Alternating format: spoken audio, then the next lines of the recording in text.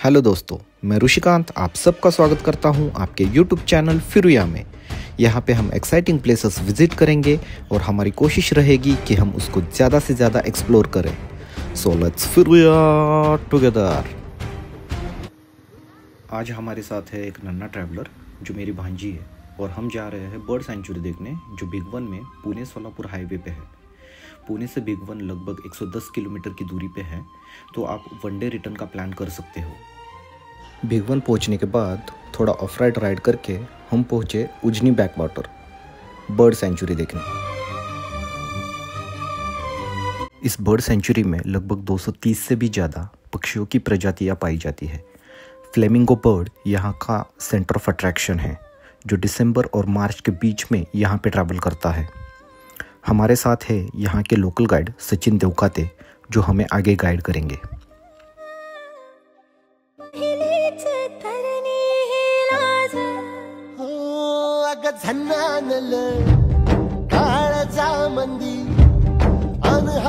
मंदी हात आलं जी सैराट झालं जी सैराट झालं जी सैराट झालं जी पटलून केलं या सारे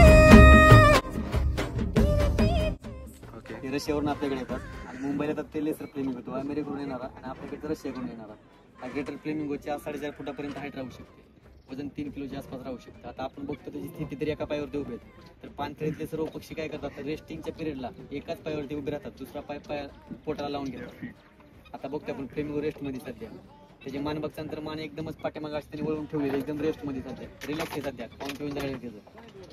त्याच्या पाठीमागे बघतो आपण पेंटेड स्टॉक रंगीत करकोचा किंवा चित्रबला पिवळ्या त्वचेचा 6-7 इंचापर्यंत आपला व्हाईट ब्रेस्टेड किंगफिशर।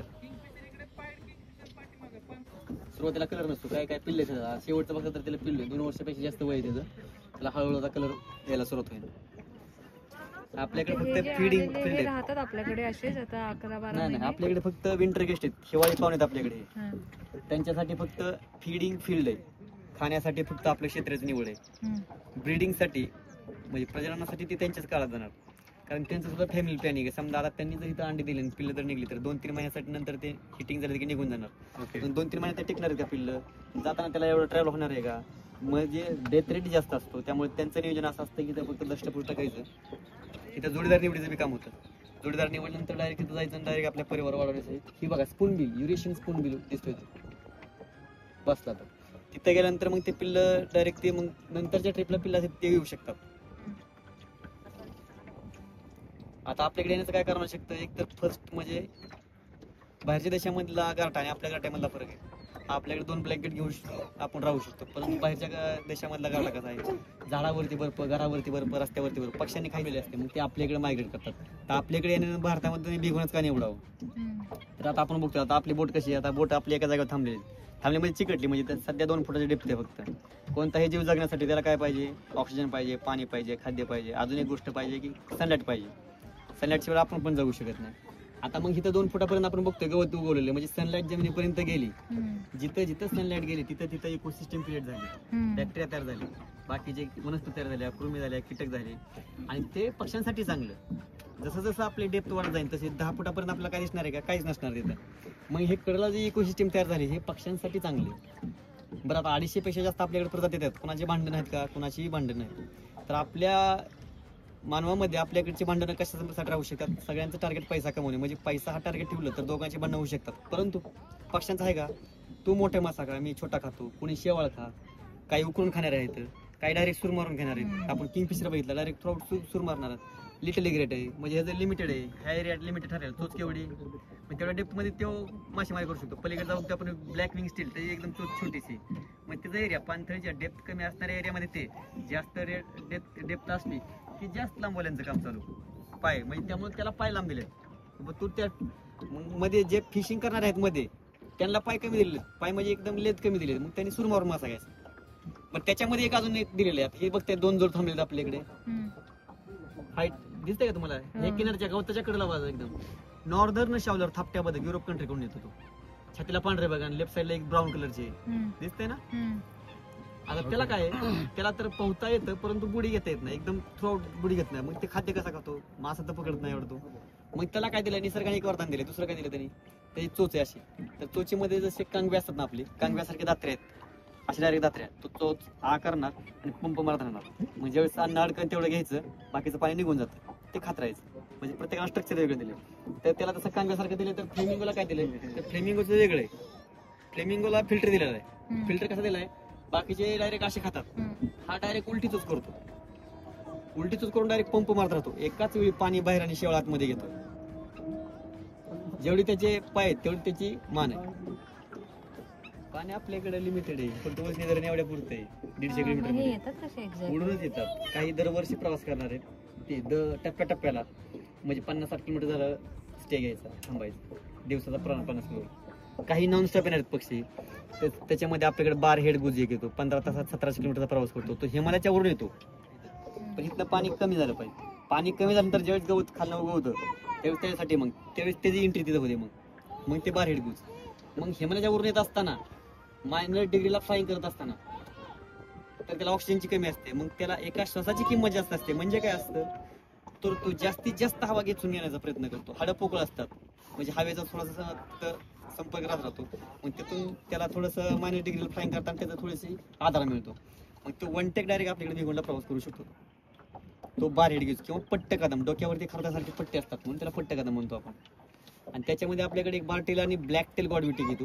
त्याच्यामध्ये ब्लॅक टेल गॉडविट आपल्याकडे थोडासा कमी प्रमाणात येतो, परंतु त्याचं रेकॉर्ड मागच्या वर्षीचं 10 दिवसात 13,000 किलोमीटर प्रवास केलेला त्यांनी. प्रवास किती केला ह्यापेक्षा प्रवास त्यांनी कसा केला, तर नॉनस्टॉप प्रवास केला. 10 दिवस हवेमध्ये होता. मग 10 दिवस त्यांनी हवेमध्ये कसा केला असेल, म्हणजे आपल्याकडे रेकॉर्ड नाही. ते अलास्का टू न्यूझीलंडचा प्रवास केलेला त्यांनी. मग तो आपल्याकडे येतो, बऱ्यापैकी मुंबईला असतो तो. पण त्याच्याच फॅमिली मेंबर आपल्याकडे बारटेल येतो आणि ब्लॅक टेल येतो. मग आता 10 दिवसात त्याने प्रवास केला असेल तर तो खातो काय. आता आपण जरी पुण्यामधून यायचं म्हणलं तरी आपण म्हणतो नाश्ता इथं करायचा, जेवण तिथं करायचंय. मग त्या बिचाराने करायचं काय, मग त्याच्याकडे काय स्टोरेज आहे. हे ब्लॅक विंग स्टील तर शेकाट्यावरून गार दिसते आपल्याला, ईगल मधला प्रकार सगळा. आता जसं आपल्याला स्वातंत्र्य आहे, परंतु नियंत्रण कोणाचं, आपल्या सरकारचं नियंत्रण आहे. आपण काही करू शकत नाही. स्वातंत्र्य आहे परंतु लिमिट आहे आपल्याला त्याला काहीतरी.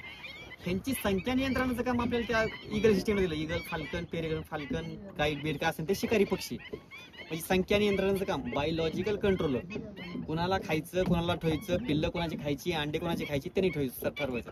नाहीतर हे किती बी वाढत जाईल. म्हणजे अख्खा सेटअप आपल्याकडे आलेला असतो कंट्रोल. बारक्या छोट्या पक्षापासून मोठ्या पक्षापर्यंत अख्खा सेटअप आपल्याकडे आलेला असतो.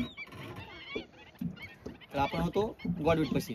तर गॉडविट 10 दिवसात प्रवास करत असताना त्याच्यासाठी फ्युल काय आहे, तर तो स्वतःमध्ये बदल करत राहतो. स्वतःमध्ये भिगवणला निघायचंय म्हणून स्वतःमध्ये चरबीचं प्रमाण वाढवतो.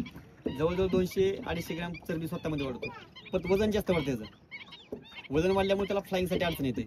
मग चालूमध्ये तो काय करतो, अंतर्गत रचना त्याची बदल करतो. तर ते असं जाणवलं शास्त्रज्ञांना की त्याच्यामध्ये तो किडनी आणि लिव्हर आणि आतड्यांची साईज कमी करतो. बरं ते नसले तर त्याला प्रॉब्लेम आहे, पण कमी असलं काय प्रॉब्लेम आहे का नाही. त्याच्यामध्ये पंख त्याला पाहिजे, पाय पाहिजे, सगळं पाहिजे, तर ते त्याला बायपास करू शकत नाही. मग ह्या गोष्टी ते बारीक करतो, स्वतःचं वजन कमी करतो आणि येता येता त्याची थोडीशी बर्न होत जाते सगळी चरबी. मग इथपर्यंत त्याचा सगळं फ्युल जातं. मग ह्यातनं परत 100-150 मायनस तो राहू शकतो. मग 400-450 ग्रॅम असणारा पक्षी 300 ग्रॅमच भरतो जागे असताना. बरं त्याला नॉनस्टॉपच यायचं, त्याचं हे ठरलेलं आहे, टार्गेट ठरलेलं आहे, आपल्याला जायचंय म्हणजे जायचंच. मग ते असे नॉनस्टॉप येणार आहे, काही टप्प्याने येणार आहे. जसं आपल्याकडे आता भिगवण आपण निवडतो, तर भरतपूरला, राजस्थानला भरतपूर आहे, तिकडं नागालँड साईडला काही धरण आहेत, तिथनं धरण त्या लोक आहे. लिटल ग्रेप म्हणतो, लिटल ग्रेप. भूक लागली, धोका वाटला की बुडी घेणार, थोडंसं तुरतुर मासा खाते का? आणि त्या पेंटेटच्या पलीकडचा जो ग्रुप दिसतोय ना, चोचीवरती पिवळा ठिपका जाणवतो का तुम्हाला, दिसतोय का? आणि डोळ्याखाली लाल ठिपका आहे. स्पॉट बिल डक किंवा हळदी कुंकू बदक. हळदी कुंकू दिसतं ना, त्यामुळे हळदी कुंकू मधू. आपलं नाव सांगा ना एकदा. माझं नाव सचिन देवकाते, पक्षी मित्र म्हणून मी भिगवणला इथं काम करतो. ओके. पानथळीतले पक्षी आपल्याकडे येतात भिगवणला हिवाळी पाहुणे म्हणून. बोट रायडिंग आणि पक्षी जशी जशी माहिती आपल्याला कलेक्ट होईल तशी देण्याचा प्रयत्न करत असतो आपण. आणि निसर्गाविषयी माणसाला कशी अजून आपुलकी वाढणे याचा एक प्रयत्नशील असतो आपला. सैराट